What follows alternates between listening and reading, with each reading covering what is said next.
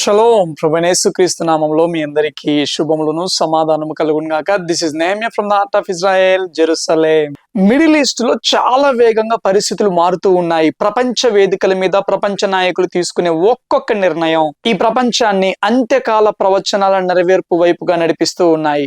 ఇప్పుడు నేను చెప్పబోయే ప్రవచన నెరవేర్పునకు దేవుడు మమ్దాని వంటి వ్యక్తులను, ట్రంప్ వంటి వ్యక్తులను అద్భుతంగా వాడుకుంటూ ఉన్నాడు. ట్రంప్నైతే ఓకే గాని మమ్దానిని దేవుడు వాడుకోవడం ఏంటి అని మీరు అనుకోవచ్చు. మమ్దాని ఎవరో తెలియని వారికి ఒక్క నిమిషంలో అతని గురించి తెలియజేస్తాను.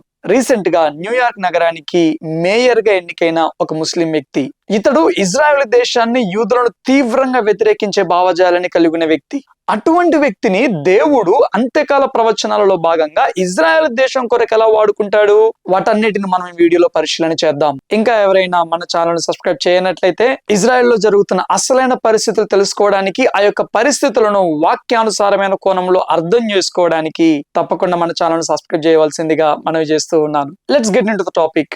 జియో పాలిటిక్స్ చాలా వేగంగా మార్పు చెందుతూ ఉన్నాయి. ట్రంప్ గారు తీసుకునే ఒక్కొక్క నిర్ణయము మిడిల్ ఈస్ట్ కి నేనే మెస్ అయ్యాను అని ఆయన భావిస్తున్నాడా అన్నట్టుగా ఉన్నాయి. ట్రంప్ గారు అయితేనేమి, ట్రంప్ గారి ప్రభుత్వం అయితేనేమి ఇజ్రాయెల్ దేశానికి ఎంతో సపోర్ట్ చేస్తూ వస్తూ ఉన్నారు. అంతేకాదు ఈ యొక్క అబ్రహామిక్ అకార్డ్స్ అనే ఒక శాంతి ఒప్పందాన్ని తీసుకొని వచ్చి మిడిల్ ఈస్ట్ లో ఉన్న వివిధ దేశాలన్నిటినీ అందులో భాగంగా చేసి ఆ యొక్క అరబ్ దేశాలు మరియు ఇజ్రాయెల్ దేశాల మధ్య చక్కటి శాంతి సంబంధమైన వాతావరణం నెలకొల్పబడేలాగా ఆయన తీవ్రంగా శ్రమిస్తూ ఉన్నాడు. కానీ ఈ యొక్క శాంతి ఒప్పందాలలో భాగంగా వారు తీసుకునే నిర్ణయాలు తిరిగి ఇజ్రాయెల్ దేశానికే తీవ్రమైన హాని చేకూర్చేలాగా ఉన్నాయి. ఉదాహరణకి మొన్నటికి మొన్న ఈ యొక్క సిరియా ప్రెసిడెంట్ తోటి కలిశాడు, చాలా క్లోజ్ గా మాట్లాడాడు.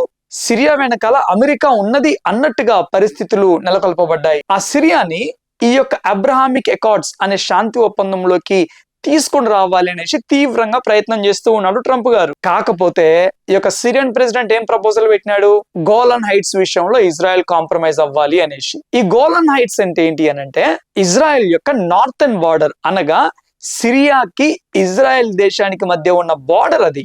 అక్కడి నుండి ఇజ్రాయెల్ కి తీవ్రమైన థ్రెట్ ఉంది. ఆ ప్రాంతాన్ని ఇంతకు ముందు జరిగిన యుద్ధాలలో ఇజ్రాయెల్ హస్తగతం చేసుకుంది. ఇప్పుడు సిరియా ఏమంటుంది, ఆ గోలన్ హైట్స్ ని తిరిగి మాకిచ్చేయాలి అన్నట్టుగా మాట్లాడుతూ ఉంది. ఈ సిరియా ఇజ్రాయెల్ తో శాంతి ఒప్పందంలో భాగంగా ఈ యొక్క అబ్రహామిక్ అకార్డ్స్ లో జాయిన్ అవ్వడానికి గోలన్ హైట్స్ విషయంలో ఇజ్రాయెల్ కాంప్రమైజ్ అవ్వాలి అన్న షరతు పెట్టిందంటే, ఆ షరతుకు ట్రంప్ గారు గనక సపోర్ట్ చేస్తే ఇజ్రాయెల్ సెక్యూరిటీ విషయంలో భారీ ప్రమాదం పొంచి ఉన్నట్టే. అంతేకాదు మిడిల్ ఈస్ట్ లో గేమ్ చేంజర్ గా ఉన్న దేశం ఎవరు అనంటే సౌదీ అరేబియా. అటువంటి సౌదీ అరేబియాను అబ్రహామిక్ అకార్డ్స్ లోకి తీసుకొని రావడానికి ట్రంప్ గారు తీవ్రంగా ప్రయత్నం చేస్తూ ఉన్నాడు. ఆయన ఫస్ట్ ప్రెసిడెంట్ అయినప్పటి నుండి ప్రయత్నం చేస్తూ ఉన్నాడు. ఇప్పుడు ఆ ప్రయత్నాలు తీవ్ర స్థాయికి చేరినట్టుగా కనబడుతూ ఉన్నది. రేపు గాని ఎల్లుండి గాని సౌదీ ప్రిన్స్ గారు ట్రంప్ గారిని మీట్ అవ్వనై ఉన్నారు. వాళ్ళు ఏమంటున్నారు, ఈ యొక్క అబ్రహామిక్ అకార్డ్స్ లో జాయిన్ అవ్వడానికి మేము రెడీగా ఉన్నాము, కానీ వాళ్ళు పెట్టే కండిషన్ ఏంటి అనంటే సపరేట్ పాలస్తీనియన్ స్టేట్ కావాలి అనేసి. అనగా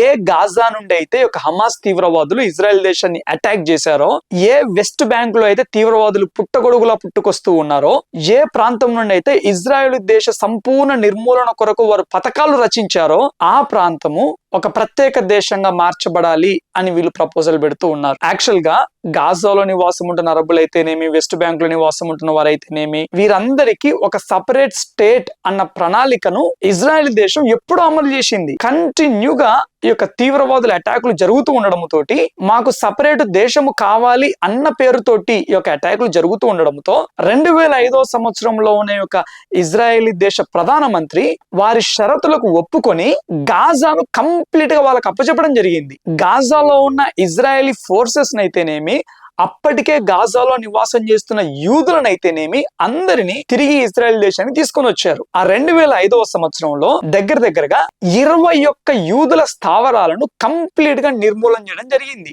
గాజాలో నివాసం ఉంటున్న 8,000 మంది కంటే పైగా యూదులను బలవంతంగా ఇజ్రాయెల్ దేశానికి తీసుకొని రావడం జరిగింది. ఇజ్రాయెలీ సెక్యూరిటీ ఫోర్స్ కూడా ఆ యొక్క గాజా నుండి విత్డ్రా చేసేసుకొని కంప్లీట్ గా ఆ ప్రాంతాన్ని వాళ్ళకి అప్పచెప్పి వచ్చేసారు. ఓకే, మీరు కోరుకుంటున్న ఈ ప్రాంతం ఇంకా మీరే తీసేసుకోండి, మాకు సంబంధం ఏమీ లేదు, మీరు ఏ ప్రభుత్వాన్ని ఎన్నుకుంటారో, మీరు ఏ రకంగా నడిపించుకుంటారో ఇంకా మీరే నడిపించుకోండి అనేసి కంప్లీట్ గా వారికి అప్పజెప్పి వచ్చేసింది ఇజ్రాయెల్. ఇజ్రాయేలీలకు తెలుసు వీళ్ళు సపరేట్ దేశాన్ని అడిగేది వారేదో ప్రత్యేకమైన దేశం పొందుకోవడం వలన వారేదో అభివృద్ధి అవ్వాలని కాదు గాని ఇజ్రాయెల్ దేశాన్ని నాశనం చేయడానికి అని చాలా మందికి తెలుసు. అయినా గాని వాళ్ళకు ఒక అవకాశం ఇచ్చారు. అటు తర్వాత ఏమైపోయింది, గాజా వాసులందరూ కట్టగట్టుకొని అధికారాన్ని హమాస్ కప్పచెప్పారు. హమాస్ గాజాలో భయంకరంగా తీవ్రవాద భావజాలాన్ని అందరి బ్రెయిన్లలో నింపింది. గాజా వాసుల బాగు కొరకు, పిల్లల బాగు కొరకు, యవనస్తుల బాగు కొరకు, గాజా సంక్షేమం కొరకు ప్రపంచవ్యాప్తంగా కొన్ని మిలియన్ డాలర్లు ఈ యొక్క గాజాలో పోస్తా ఉంటున్నారు. అవన్నీ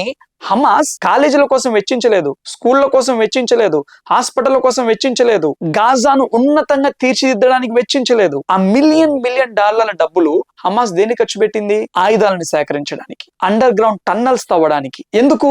వాటి ద్వారా ఇజ్రాయెల్ దేశాన్ని నాశనం చేయడానికి. అంటే గాజా వాసులకు సపరేట్ స్టేట్ అనేది ఇజ్రాయెల్ దేశం ఎప్పుడు అమలు చేసింది. దాని ద్వారా అక్టోబర్ 7th రోజు భయంకరమైన మారణ హోమాన్ని చవి చూసింది. అటువంటి తీవ్రవాదుల కొరకు సపరేట్ దేశాన్ని ఈ యొక్క అరబ్ దేశాలు అడుగుతూ ఉన్నాయి. ఇప్పుడు ట్రంప్ గారు మిడిల్ ఈస్ట్ లో మొత్తం నేనే శాంతిని తీసుకొని వచ్చాను అన్న పేరు కొరకు ఒక కొత్త డ్రాఫ్ట్ ని, ఒక కొత్త ప్రపోజల్ ని ఐక్యరాజ్య సమితి ముందు పెట్టడం జరిగింది. మొన్నటి వరకు ఈ యొక్క గాజా పీస్ ప్లాన్ ప్రకారము మొట్టమొదటిగా హమాస్ బందీలందరినీ అప్పజెప్పాలి. అది ఇంకా కంప్లీట్ అవ్వలే, అందరి బాడీస్ ని ఇంకా ఇవ్వలే. At the same time Israeli defence forces కూడా గాజా నుండి కొంత వెనక్కి రావాలి. ఎస్, ఇజ్రాయెలీ డిఫెన్స్ ఫోర్సెస్ ఆ కండిషన్ మేరకు కొంచెం వాళ్ళు వెనక్కి రావడం జరిగింది. అటు తర్వాత నెక్స్ట్ ఫేజ్ లో ఏం జరిగింది అని అంటే హమాస్ గాజాను కంప్లీట్ గా విడిచిపెట్టి పోవాలి. దాని తర్వాత అమెరికా, మిడిల్ ఈస్ట్ లో ఉన్న కొన్ని దేశాలు మరియు ఇజ్రాయెల్ అందరూ కలిసి గాజాను రీకన్స్ట్రక్షన్ చేయడంలో ప్రధాన పాత్ర పోషిస్తారు. అది రీకన్స్ట్రక్షన్ అయ్యాక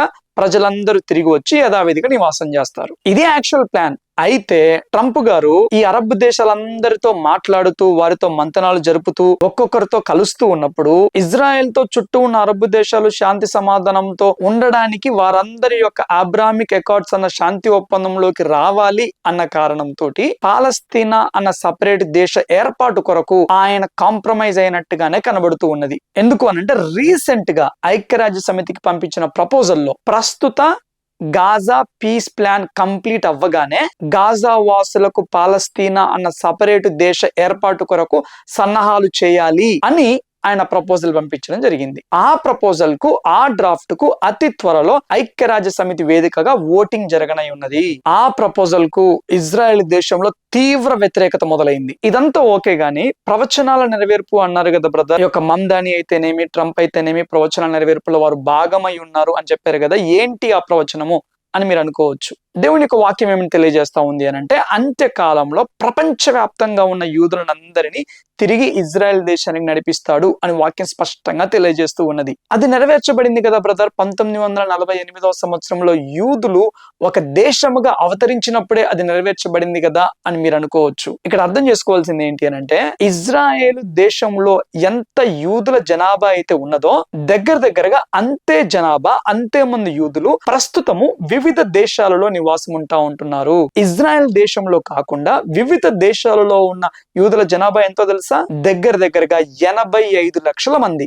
ఒక్క అమెరికాలోనే 6,50,000కు పైగా యూదులు నివాసం ఉంటూ ఉన్నారు. యెహెజ్కేలు గ్రంథం 36వ అధ్యాయం 24వ వచనాన్ని మనం పరిశీలించినట్లయితే, నేను అన్యజనులలో నుండి మిమ్మును తోడుకొని ఆయా దేశములలో నుండి సమకూర్చి మీ స్వదేశములోనికి మిమ్మును రప్పించెదను.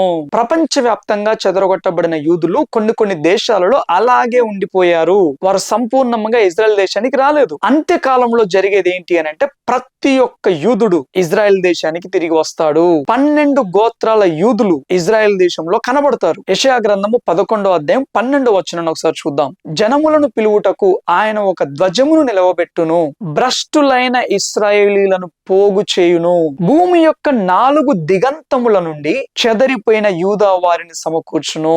భ్రష్టులైన ఇశ్రాయేలీలను పోగు చేయును అనంటే ఏంటి? ప్రపంచవ్యాప్తంగా ఉన్న చాలా మంది యూదులు తిరిగి ఇజ్రాయెల్ దేశానికి రావాలి. అది దేవుడి చిత్తము, అది దేవుడి ప్రణాళిక, అది దేవుని యొక్క వాగ్దానం యొక్క నెరవేర్పు అన్న ఆ ఐడియాను కంప్లీట్ గా వారు రీసెర్చ్ ఇస్తారు. ఇజ్రాయెల్ దేశము ఒక ధర్మశాస్త్ర సంబంధమైన దేశముగా ఉండాలి అన్న ఆలోచనను వారు కంప్లీట్ గా వ్యతిరేకిస్తారు. అటువంటి యూదులు కూడా చాలా మంది ఉన్నారు ప్రపంచవ్యాప్తంగా. ఇప్పుడు దేవుడు ఏమంటున్నాడు?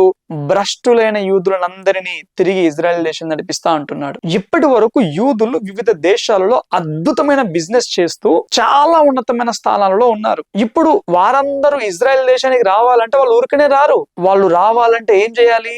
వారి గూడు చెదరిపోవాలి. అనేక మంది బిలియనీర్లుగా ఉన్న యూదులు వారి స్థావరాన్ని ఎక్కడ ఏర్పరచుకున్నారో తెలుసా? న్యూయార్క్ నగరంలో ఏర్పరచుకున్నారు. అటువంటి న్యూయార్క్ నగరానికి మమ్దాని వంటి వ్యక్తి మేయర్గా ఎన్నికవడం జరిగింది. అది దేవుడి ఏర్పాటు. మమ్దాని వంటి వ్యక్తి మేయర్గా ఎన్నికవకపోతే అక్కడే చక్కగా స్థావరాన్ని ఏర్పాటు చేసుకునే యూదులు అక్కడ నుండి కదలరు. ఆల్రెడీ ఈ యొక్క మమ్దాని యొక్క అజెండా కొంచెం కొంచెంగా పబ్లిక్ అర్థమైపోతూ ఉన్నది. తప్పకుండా యూదుల మీద కొరడా జులిపించడం పక్కా. ఆల్రెడీ లండన్ వంటి పట్టణంలో కూడా ఒక ముస్లిం వ్యక్తే మేయర్ గా ఉన్నాడు. లండన్ లో కూడా యూదులకు తీవ్ర వ్యతిరేకత మొదలైంది. లండనే కాదు, అమెరికానే కాదు, ప్రపంచవ్యాప్తంగా ఉన్న అనేక మంది యూదులకు తీవ్రమైన వ్యతిరేకత మొదలయ్యింది. యాంటీ సెమిటిజం అనేది పీక్స్ కి చేరిపోయింది. యూదుల యొక్క సమాజ మందిరాల మీద అటాక్స్ పెరుగుతూనే ఉన్నాయి. యూదులు కనబడితే వారి మీద తుపాకీ కాల్పులు జరుపుతూ ఉన్నారు. ఇదంతా ఎందుకు జరుగుతూ ఉన్నది అని అంటే, అరే బాబు, మనం సేఫ్ గా ఉండాలంటే తిరిగి ఇజ్రాయెలే పోవాలరా బాబు, ఇజ్రాయెలే మనకు సేఫెస్ట్ ప్లేస్ అన్న భావన యూదులకు కలగడానికి, వాళ్ళకు ఆ భావన కలిగి తిరిగి ఇజ్రాయెల్ దేశం వచ్చినప్పుడు అంత్యకాల ప్రవచనాలు నెరవేర్చబడతాయి. ఎందుకు అనంటే అందరూ తిరిగి ఇజ్రాయెల్ దేశం రావడము అనేది ప్రవచనాల నెరవేర్పు. అందుకనే శాంతి ఒప్పందం పేరుతోటి ట్రంప్ గారు తీసుకున్న నిర్ణయాలు కూడా యూదులను కలతకు గురి చేస్తూ ఉన్నాయి. మొన్నటి వరకు జరిగిన యుద్ధం వలన చాలా మంది యూదులు దేశాన్ని విడిచి వివిధ ప్రాంతాలకు వెళ్ళడం జరిగింది. వారందరూ మరలా ఇక్కడికి రావడానికే ఇటువంటి నిర్ణయాల ద్వారా దేవుడు వారి గూడు చెరుపుతూ ఉన్నాడు. దయచేసి గమనించండి, మన కళ్ళ ముందే ఒక్కొక్క ప్రవచనం నెరవేర్చబడుతూ ఉండగా యూదుల క్షేమము నిమిత్తము, యూదులు తిరిగి ఇజ్రాయెల్ దేశానికి వచ్చులాగున, అన్నిటికంటే ముఖ్యంగా కొందరి మనోనేత్రములైన తెరవబడి అసలైన మెస్సయ్య ఎవరో గ్రహించులాగున వారందరి నిమిత్తము మనము ప్రార్థన చేద్దాం. ఈ వీడియో మీకు ఇన్ఫర్మేటివ్ గా అనిపిస్తే ఈ విషయాన్ని తోటి క్రైస్తవ సమాజం అర్థం చేసుకోవాలి, అప్పుడే క్లారిటీగా ఇజ్రాయెల్ దేశం కొరకు, యూదుల కొరకు ప్రార్థన చేస్తారు అని మీరు భావించినట్లయితే తప్పకుండా ఈ వీడియోను మీ తోటి క్రైస్తవులకు షేర్ చేయవలసిందిగా మనవి చేస్తా ఉంటాం. లైక్ చేయడం మర్చిపోమాకండి, సబ్స్క్రైబ్ చేసుకోవడం మర్చిపోమాకండి. చివరి వరకు వీడియో చూసిన మీ అందరికీ ప్రభు నామంలో వందనాలు తెలియజేస్తా ఉంటున్నాను. Thank you all. God bless you.